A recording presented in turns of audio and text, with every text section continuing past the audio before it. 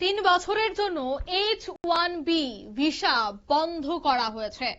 বন্ধ করে দিয়েছে আমেরিকা। মার্কিনদের চাকরি বৃদ্ধির জন্য এবার নয়া পরিকল্পনা ট্রাম্প প্রশাসনের। সমস্যায় পড়তে পারেন এবার প্রচুর ভারতীয়রা, কারণ বহু ভারতীয়রা চাকরির সূত্রে আমেরিকা থাকেন। তাই আমেরিকায় যারা ভারতীয়রা বসবাস করেন তাদের জন্য একটা বড় চিন্তার কারণ কিন্তু হতে যাচ্ছে।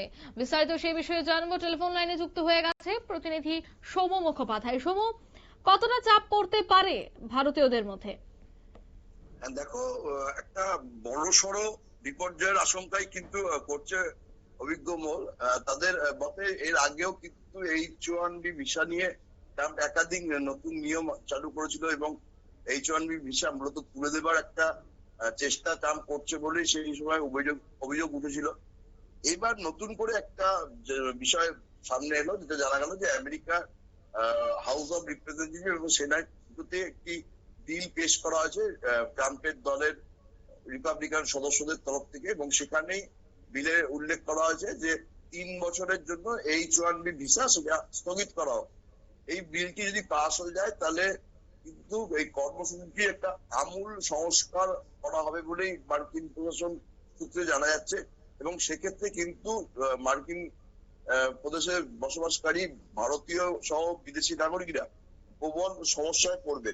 যেটা জানা যাচ্ছে যে রিপাবলিকানদের তরফ থেকে যে বিলটি উত্থাপন করা হয়েছে সেখানে দাবি করা হয়েছে যে H-1B ভিসা মার্কিন নাগরিকদের প্রবল ক্ষতি করছে। মার্কিন নাগরিকদের চাকরি ভারতীয় সহ অন্যান্য বিদেশিরা খেয়ে নিচ্ছে। এর ফলে মার্কিনদের মধ্যে কর্মসংস্থান নিয়ে একটা ক্ষোভ তৈরি হচ্ছে। আর যার জন্যই কিন্তু এই ভিসা স্থগিত করার পরিকল্পনা নেওয়া হচ্ছে বলে জানা গেছে। রিপাবলিকানদের এই যে বিল সেটাতে কিন্তু ডেমোক্র্যাটদের মধ্যেও বেশিরভাগই সমর্থন করার একটা সম্ভাবনা রয়েছে। ফলে কিন্তু ভারতীয়রা, যারা প্রচুর পরিমাণ ভারতীয় আছে আমেরিকার বিভিন্ন সংস্থায় তারা কাজ করে, সেখানে তারা বিপদে পড়বেন। মার্কিন যে বিলটি আনা হচ্ছে সেটাতে জানা গেছে যে এমন কিছু পয়েন্ট থাকবে যে পয়েন্ট গুলো খুব আপত্তিকর। সেখানে যে মার্কিন সংস্থাগুলো বিদেশ থেকে কর্মী হায়ার করবে তাদেরকে পরিষ্কার বলা হচ্ছে যে তাদেরকে মুচলেখা দিতে হবে যে তারা ওই কাজের জন্য আমেরিকায় কোনো কর্মী পায়নি, তাই তারা বাধ্য হয়ে বাইরে থেকে করছে। এটা মুচলেখা দিয়ে করতে হবে। এবং যদি কোনোদিন পরবর্তীকালে প্রমাণ হয় যে এই কাজের জন্য আমেরিকানরা ছিল, তারপরেও বাইরে থেকে কর্মী নিয়োগ করা হয়েছে, তাহলে কিন্তু কোম্পানির উপর কড়া পদক্ষেপ নেওয়া হবে।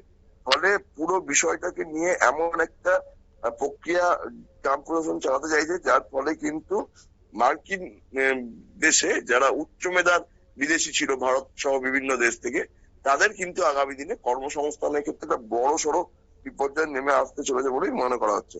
অঙ্কিতা, একদমই ধন্যবাদ।